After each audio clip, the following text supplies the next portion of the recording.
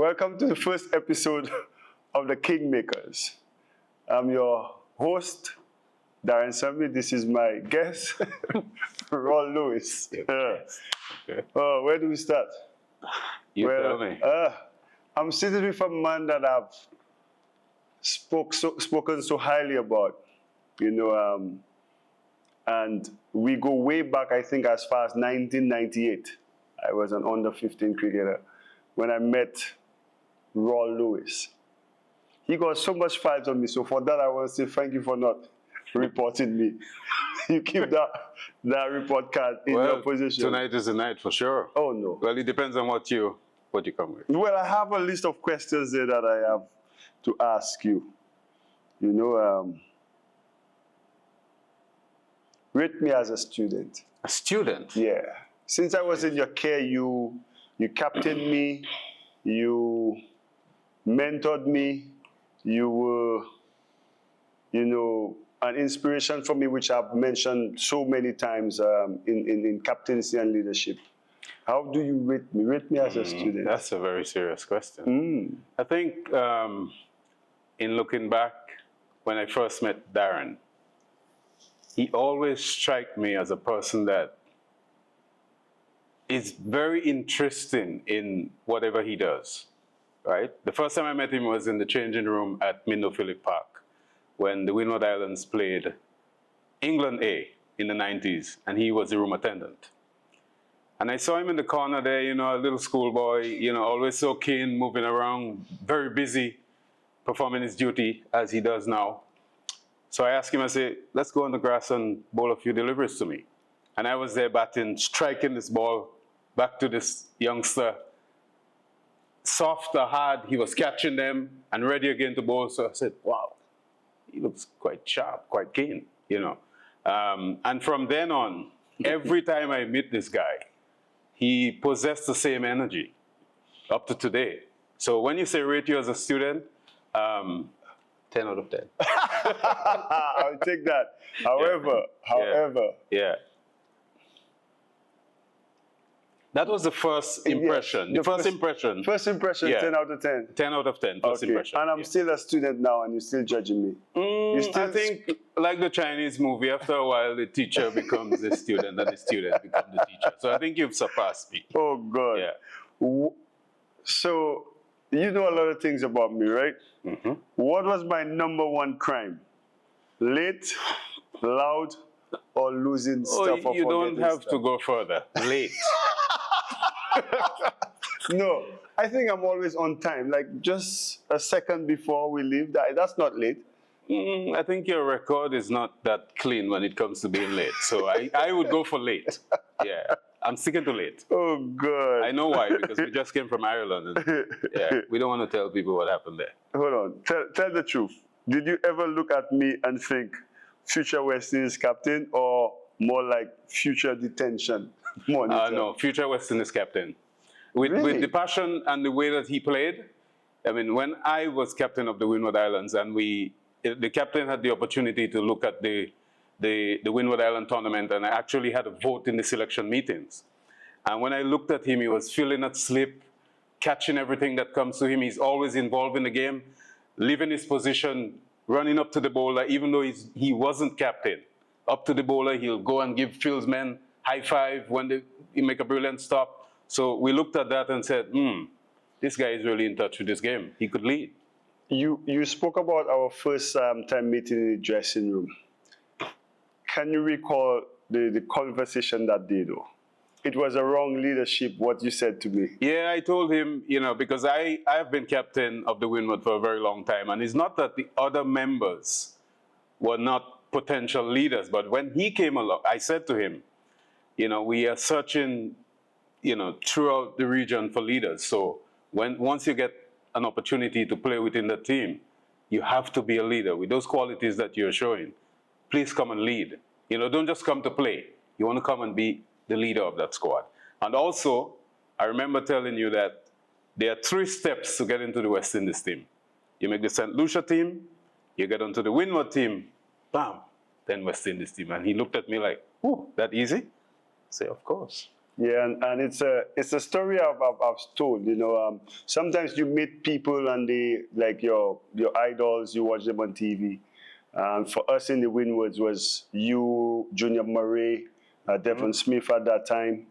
And for you to say that to me, I think I've said it before that this played a big part in me wanting to lead and understanding what leadership. Obviously, you led by example when you led the Windward Islands for so many years.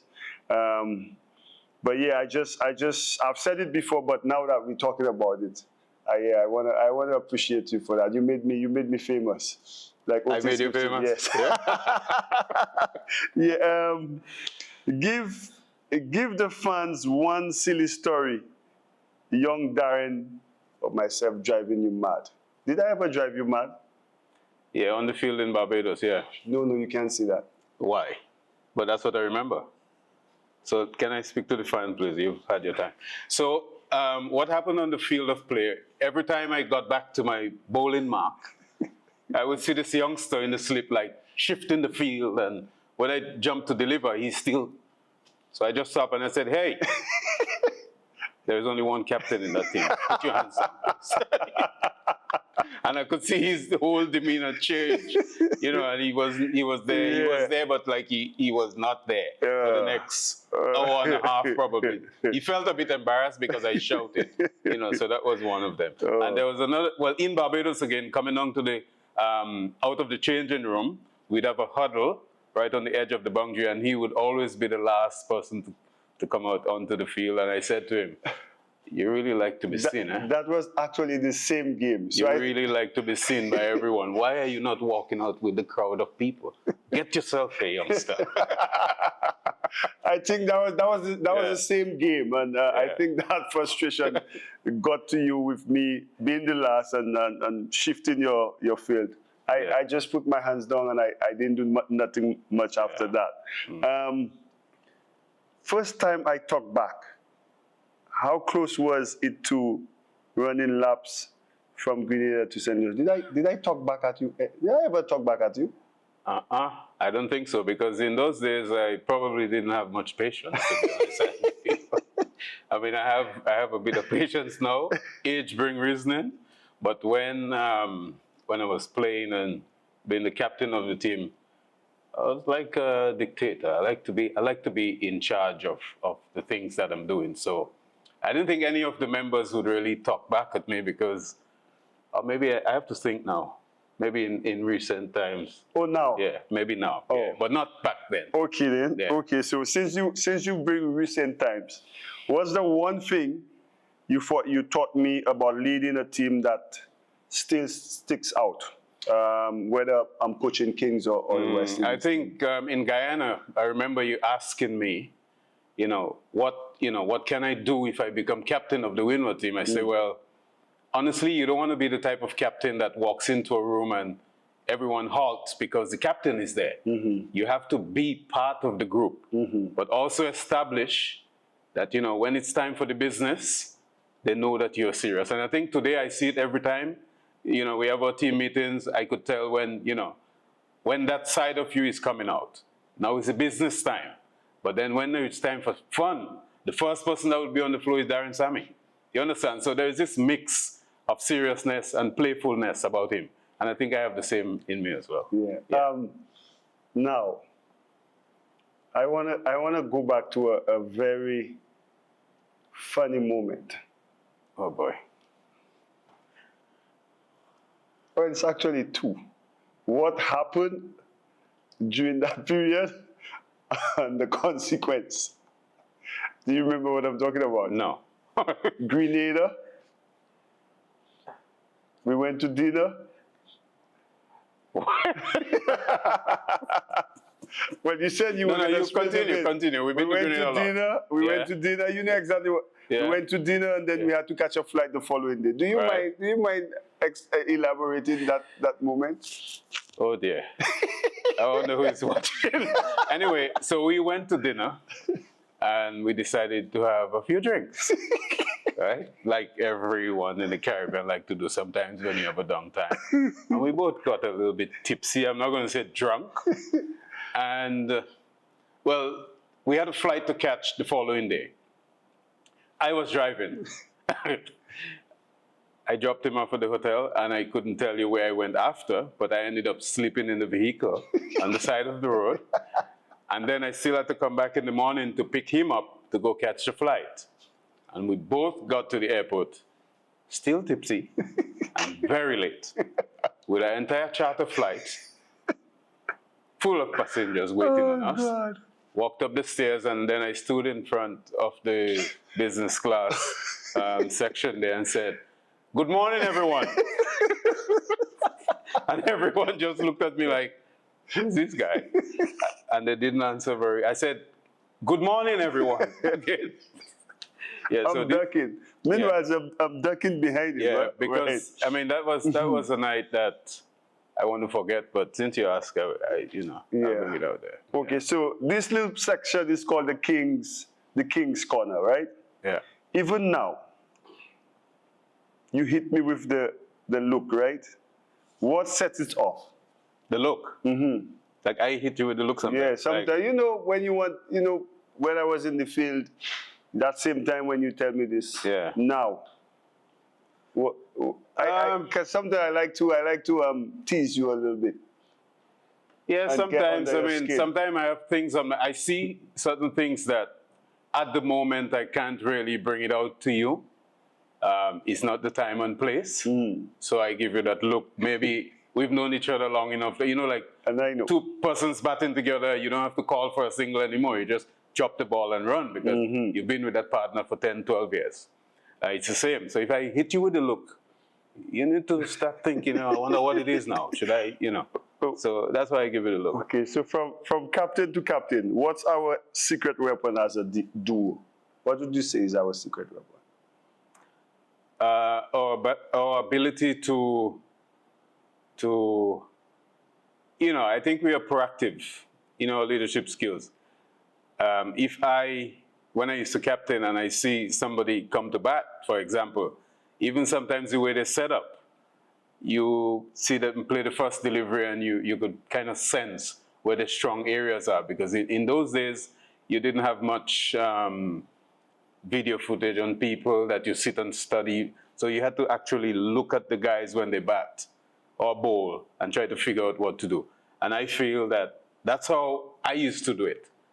So I think it's our instinctive, tactical sense that we have when we're on the field of play. And I think you have it. Thank you so much. Yeah. So with that said, for the young Kings fans, right, what is one thing you could say I never listened to as a teenager, right? But I finally learned.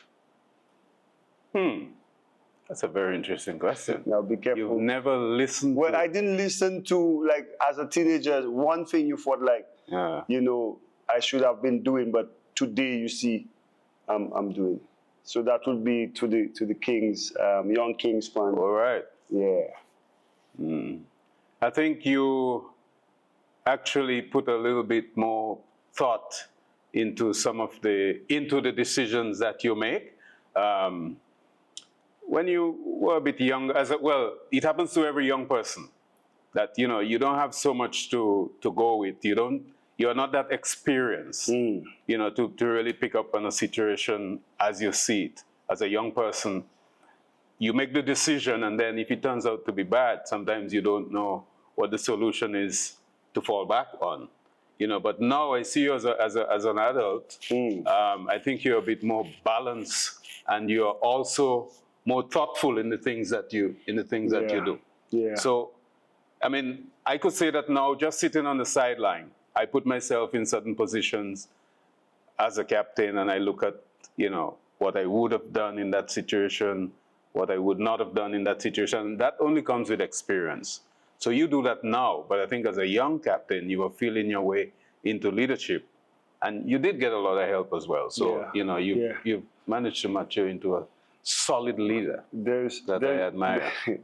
I appreciate you. Of course. Yeah. There's one thing I want to go before I go. I want to ask you before I go to these quick fire questions. You spoke about teacher-student, You captained me, then I replaced you as captain.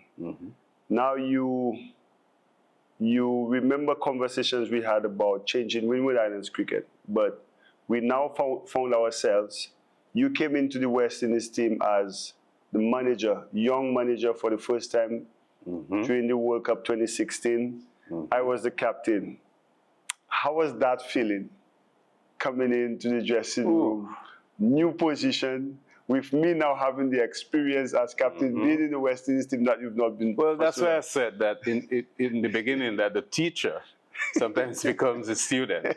And that's exactly what happened, because while I was on the flight going to Dubai to meet the West Indies team in 2016, it only hit me when I left Heathrow and that plane actually leveled off. I said, wait, so you're actually the manager of the West Indies senior team? Okay. Daren Sammy is a captain. Okay, I was a captain. He was right. So the first person that I called into my room when I got to Dubai was Daren. And I asked him a million questions, you know. What does the manager do? How does he communicate, you know? How is it around here? Because I've been in that environment as a player, but as a manager, I have not been in that environment. So I'm new to it. And he actually, what I did for him when I came here in the 90s, he actually did the same for me. Now I become the team manager. So you see, I mean, you've given back. Yeah. I appreciate it. So, and we're still here. Yeah, we're still here. So what would you say is what makes a good partnership? Whether it be captain coach, whether it be manager coach in a team, what makes a good partnership when you have two different type of leaders? Communication, man. You have to communicate and you have to, I mean, if you're friends, it's much easier. If you work for a long time with someone, you become friends and you know that individual. So once you know the individual, you know what boundaries there are, or whether there are no boundaries at all, because you're free and open to have any discussion about anything. And, even if you knock heads on certain topics, you know that's not going to go anywhere. Because at this point, Daren can tell me anything. And tomorrow we'll wake up and be the same. And, I can tell him anything. And if there are people looking on, they might say, well, Rawl and Daren is having an argument. No, that's not an argument. No. That is normal stuff. So I think the way we communicate, and that creates that level of expectation of each other, to be honest. Because I know what I can expect of Daren. And I'm sure by now he knows what, if either of us drop the ball, we'll quickly pick it up. So we have to communicate and you have to get to know each other. And if you can become friends, that make it much easier. Okay, so this is the quick fire, 10 fast ones, no captain speeches, just quick shots. Who's funnier, Teenage Daren or Coach Daren? Teenage Daren. Who's stricter, Captain Rawl or Airport Immigration? What? Don't lie. Don't lie. Captain Rawl. I would say the same thing. One word for your cover drive back then. Hey, remember that cover drive you played off, was it Mervyn Dillon? Yeah. In St. Vincent? In St. Vincent, One word for that. Me and you was bad. You remember what I said to you? What did you say? I said, what? If they pass the breadfruit, where that ball passed the breadfruit roast. Power. Power, yeah. Power, man. That was it real hard. Yeah. Ooh, they ask a question. Why is this questions about me, though? Daren Sammy or the DJ at Daren Sammy Cricket Ground? Better dancer. Daren Sammy. That's right. Pre-game vibe, calypso, reggae, or silence? Reggae. Reggae. Top three things every West Indian dressing room needs. Top three. Music, food, and I don't want to say internet, but we don't use internet. We don't use internet. Yeah. But music and food for sure. Yeah. I don't know, what's the next one? Well, after winning, probably drinks. Okay. Kings player most likely to borrow your pen and never return it? Having a sitter. Oh, that's the analyst where we understood why he always writing. If West Indies win the next global trophy, who's your first call to? If we win the next global trophy? Yeah, who the first person you calling? My wife. Good answer. Yep. Good answer. One drill every island kid should do daily. One drill. Yeah. Anything. Could be cricket, could be life, could be... I don't want to say pray, but everybody need to pray. Yes. Yeah. But I was going to say push-ups. Yeah. Yeah, that's why them shoulders so strong. Push-ups. Just a push-up. Get active. Who sulks more after a close game, you or me? Me.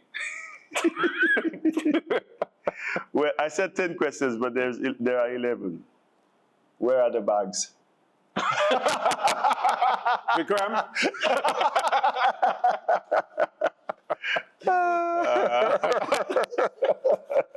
They coming. On the way.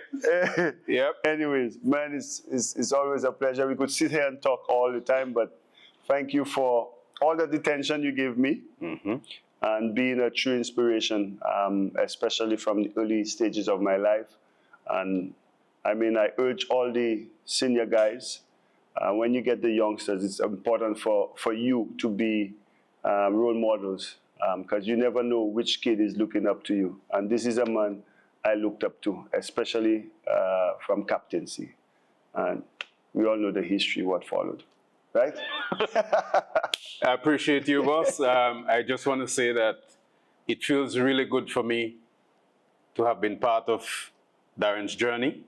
When I look at him, even though I'm sometimes not with him all the time, and I see whenever he, when he used to do commentary, he goes to different leagues and so on, and I looked at, the way that he controlled his environment. It's so impressive, man. It's no surprise that you're now responsible. We hold a serious position in West Indies cricket to try to bring this, the sport that we love in the Caribbean back to the top, and I'm sure we will do it. We made a promise to each other. We did. We're We're on the journey. We're going to do that. Yeah. Well, there you have it, folks. This has been our first episode of Kingmakers. Yours truly, Daren Sammy, and the inspirational Rawl Lewis. I was there. Mwetela.